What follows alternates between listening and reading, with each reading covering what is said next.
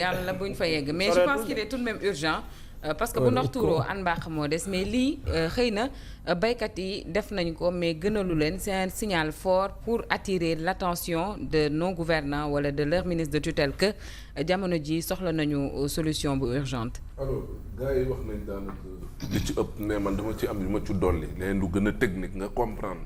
Aïcha lan moo xew et tu te dis réellement est-ce qu'on a un gouvernement wala am na volonté régler problème agriculture.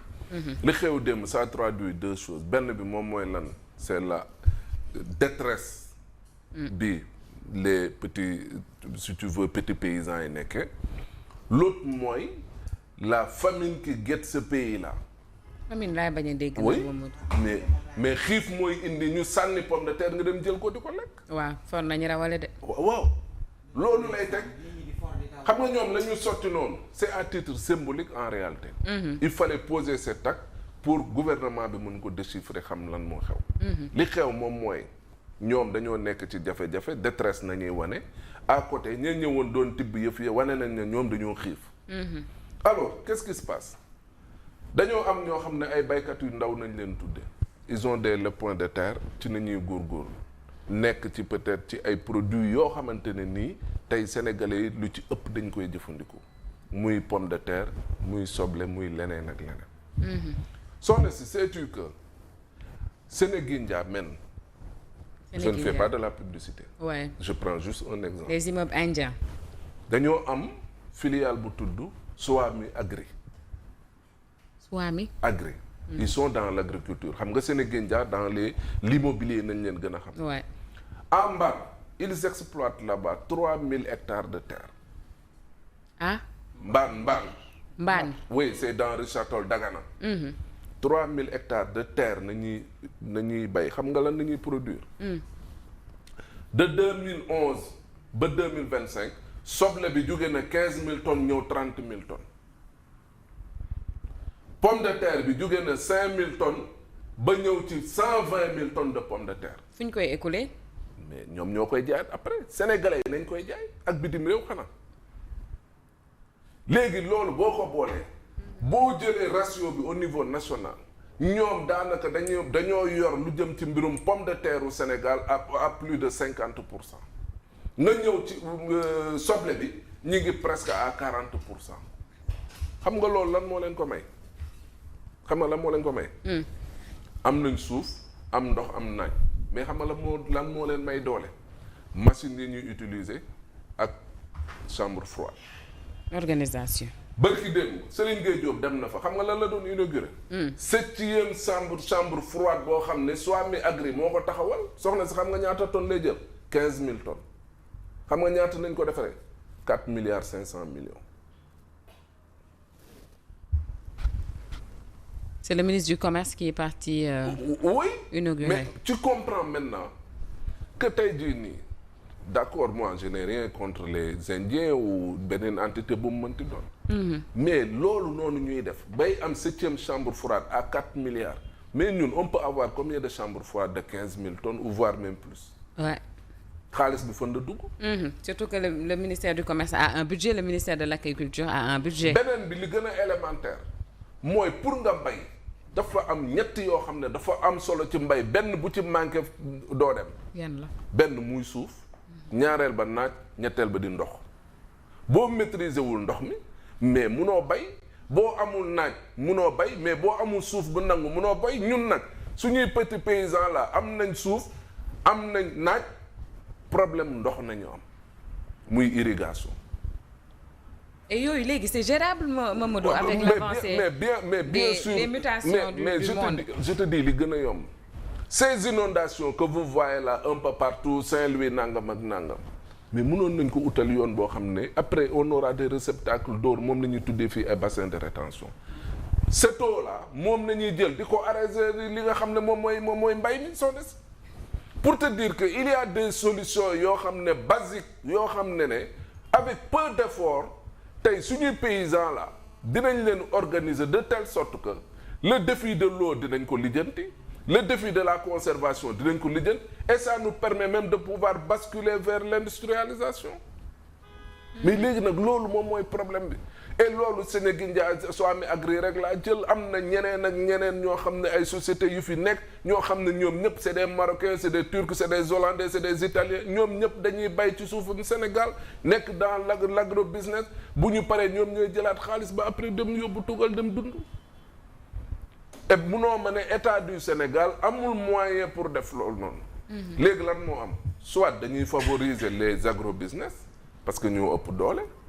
wala wa ilaa it y a un manque de volonté politique manifeste par rapport ak solutionner li nga xam ne mooy mbirum kii bi parce que ces petits paysans là ñi am ces lopins de terre aujourd'hui ñoom nga mën a boole dooleel leen pour ñu mën a participer activement ci li nga xam ne moo jëm ci autosuffisance alimentaire parce que ce ne sont pas les étrangers na ñu mën a bàyyi nag quand même après suñu autosuffisance waaye ñu yoral ñu ko aussi ouais ça c'est vrai kon donc li gars yi di wax yépp juste c'était pour compléter pour wan la ne dans la pratique c'est bien possible et avec peu d'efforts avec benn volonté politique bu ci am mun nañ dimbali tey suñuy baykat yi au moins pour ñu mën a relever yenn défis mais bu fekkee ne da ngay bay da nga àbb xaalis reyante bëgg am mbay mais nga am problème pour écouler ko nga jóge ci loolu am problème conservation mais fu mu jëm moom mooy ñooñu sa waay bu ñu amul sens te prison nañuy mujj parce que boo fayut banque ba mun na la topp mun nga si ñàkk sa kër mun nga si ñàkk sa alal boo amul chance da ngay mujj prison.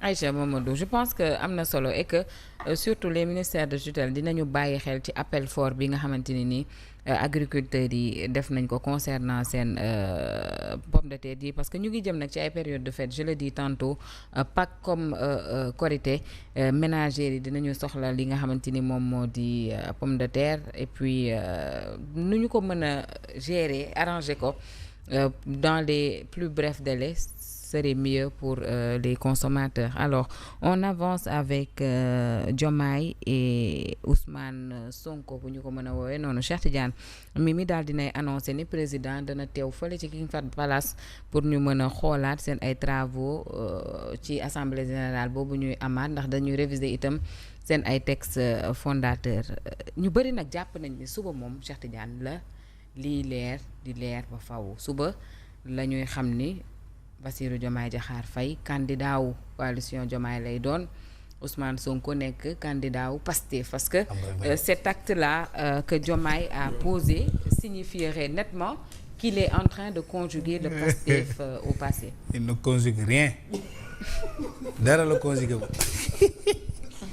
dara du xew suba xam nga gars yi comme dañuy météo wax nañu bàyyi suba jot na ba pare ah non président conjugué wu dara météo la gars yi di def ay non ils vont se séparer ak yooyu xaaral ba suba jot ban verbe lay conjugué rupture wala rompre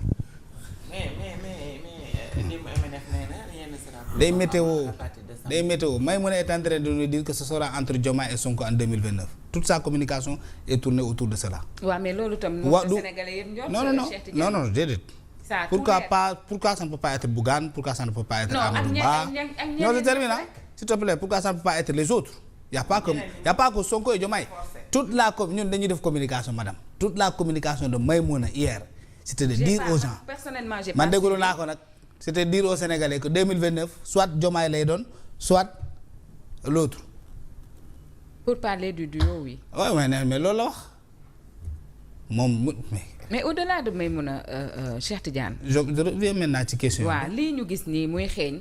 il faut dire que séparation la gën a dara xeeñu la yow. dara xeeñul yow boobu ba léegi yaa ngi wax ci crise léegi mat 2 ans ñi dañoo falu rek dugg ci dualité da ngeen gaaw a fàtte rek